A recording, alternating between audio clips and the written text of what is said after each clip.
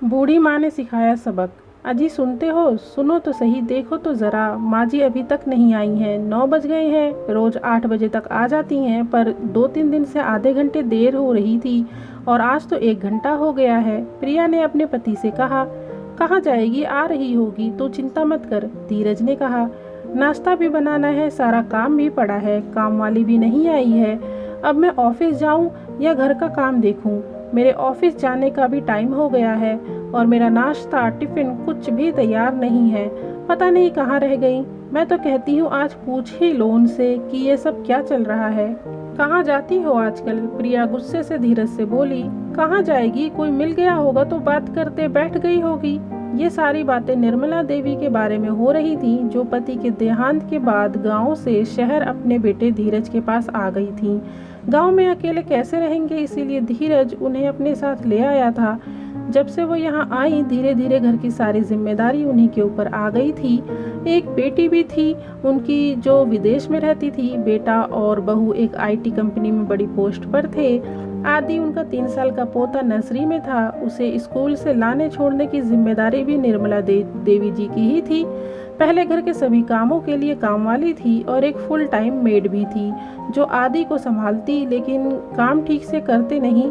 यह वजह बताकर सभी को हटा दिया गया। बस झाड़ू पोछा के लिए एक कामवाली आती थी, पर यह अपना ही घर है और ये अपनी भी तो जिम्मेदारी है। यह समझकर निर्मला देवी ने सारी जिम्मेदारी अपने ऊपर ले ली, लेकिन इतना करने के बावजूद उनकी कोई इज्जत नहीं थी।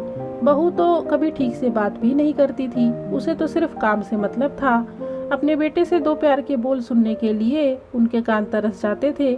एक दिन बहू फोन पर बात कर रही थी और उस दौरान कुछ ऐसा सुनने को मिला जो उनके लिए सहना मुश्किल था।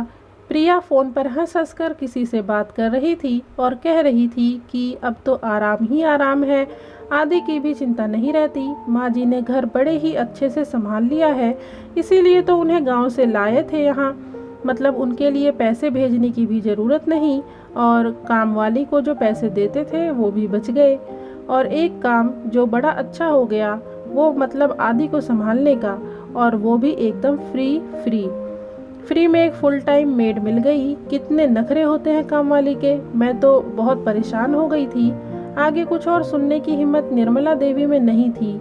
जिन्हें वह अपना परिवार समझ रही थी, उनके लिए वो सिर्फ एक फुल टाइम मेड थी। यह सोचकर भी वह बेचैन हो उठती थी, पर बहू को भी क्या दोष देना, उनका खुद का बेटा भी उनकी इज्जत नहीं करता था। कितने प्यार और अपनेपन से वो घर संभाल रही थी, लेकिन यह सब सुनकर बहुत दुखी हो गई थी। निर्मला देवी के पति दूसरों के यहाँ मजदूरी करते थे, उसी से उनका गुजर बसर होता था। संपत्ति के नाम पर बस एक छोटा सा कमरा था, लेकिन दोनों बच्चों को कभी किसी चीज की कमी नहीं होने दी। दोनों यही सोचते थे कि हमारे बच्चे खूब पढ़े लिखे और जीवन में कुछ बने, और धीरज उनकी अपेक्षा पूरी भी करता था। 12वीं पूरी करने के बाद आगे की पढ़ाई के लिए धीरज को शहर भेज दिया। अपना पेट काट कर दोनों ने रात दिन मजदूरी करके उसे इंजीनियर बनाया, और उसकी मेहनत का फल कहो या कुछ और, धीरज का सिलेक्शन एक आईटी कंपनी में हो गया। एक दिन वो गांव आया और उन दोनों से कहा कि उसे एक लड़की पसंद है और वो उससे शादी करने वाला है। यह सुनकर मानो उनके पैरों तले जमीन खिसक गई हो। वो बेटा जिसे इतनी मेहनत से बड़ा किया और वो अपने पैरों पर खड़ा हो सके इस काबिल बनाया, उस बेटे की शादी के कितने सपने देखे होंगे उन्होंने, पर बेटे को खुश देखकर वो भी राजी हो गए। और अगर राजी ना भी होते तो क्या फर्क पड़ता, धीरज तो उन्हें बस बताने आया था। उसने कहा कि तुम लोगों को कोई तैयारी करने की ज़रूरत नहीं है, प्रिया के पापा ने सारी तैयारी कर ली है, आपको बस आशीर्वाद देने आना है। धीरज की शादी हो गई और वो अपने संसार में रम गया। पिताजी के देहांत के बाद गांव का घर बेचकर वो माँ को अपने साथ ले आया। आज भी वो आदि को स्कूल छोड़ने गई हुई थी, लेकिन रोज की वापस आने के समय से 1 घंटा ऊपर हो गया था, इसीलिए प्रिया चिड़चिड़ा रही थी। उतने में निर्मला देवी जी घर पर आ गईं।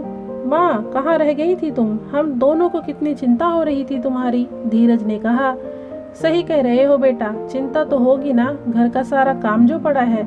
ऐसा क्यों बोल रही हो? मुझे तो ये चिंता हो रही थी कि इस अनजान शहर में कहीं रास्ता ना भटक गई हो। धीरज बोला, चलो तुम्हें अपनी बूढ़ी माँ की चिंता तो है, पर अब इस घर को तुम ही संभालो, मैं चली। निर्मला देवी बोली, जा रही हो? क्या और कहाँ और क्यों? दोनों एक साथ पूछ बैठे। प्रिया को तो जैसे सदमा ही लग गया था। घर और आदि का कैसे होगा ये सब सोचकर उसे जरा टेंशन ही आ गया था। लेकिन माँ, तुम कहाँ जाओगी अब तो घर भी नहीं है गांव में। तुम्हें कोई परेशानी है क्या यहाँ? तुम्हें मेरी चिंता करने की कोई ज़रूरत नहीं है। मेरे रहने और खाने पीने की सुविधा हो गई है। एक डे केयर मुझे काम मिल गया है, मैं वहीं जा रही हूँ। निर्मला देवी बोली, तुम वहाँ काम करोगी और मेरी इज्जत के बारे में एक बार भी नहीं सोचा? तुम्हें कोई परेशानी है तो हमसे कहा होता, कम से कम हमें बदनाम तो मत करो। कितनी इज्जत है हमारी यहाँ, आपको अंदाजा भी है क्या इसका? प्रिया बोली। निर्मला देवी हंसी और कहा, इसमें क्या शर्माना, काम तो काम होता है और मैं वहाँ पूरे मान सम्मान के साथ रह पाऊंगी और फुल टाइम मेड से ये काम मुझे ज़्यादा अच्छा लगा। यह सुनकर मानो प्रिया के चेहरे का रंग ही उड़ गया। और तुम इज्जत की मत चिंता करो, मैं यहाँ से दूर दूसरे शहर जा रही हूँ। यह कहकर वह अपने कमरे में चली गईं। दोनों उनके तरफ देखते ही रह गए। दूसरे दिन जब वे जाने के लिए निकलीं तो दोनों ने उनके पैर पकड़ लिए और माफ़ी मांगने लगे। दोनों की आंखों से आंसू बह रहे थे। उन्हें अपनी गलती का एहसास हो गया था। हमें माफ़ कर दो, हम स्वार्थी हो गए थे। अब हम सभी कामों के लिए कामवाली रखेंगे, पर आप मत जाइए। आप यहीं रहिए और अपने पोते के साथ खेलिए, बस जाइए मत। निर्मला देवी बोली, चलो अच्छी बात है कि तुम्हें देर से ही सही पर अपनी गलती का एहसास तो हुआ। और अपने कमरे में जाकर अपनी सहेली को फ़ोन किया और कहने लगी, तुम्हारा सुझाव तो काम कर गया। मेरे बेटे बहू को उनकी गलती का एहसास हो गया और आगे से वो सभी हंसी खुशी एक साथ रहने लगे। दोस्तों, आपको ये बूढ़ी माँ की प्यारी सी सीख कैसी लगी कमेंट में ज़रूर बताएं। वीडियो को लाइक कर दें और चैनल को सब्सक्राइब करना ना भूलें। धन्यवाद।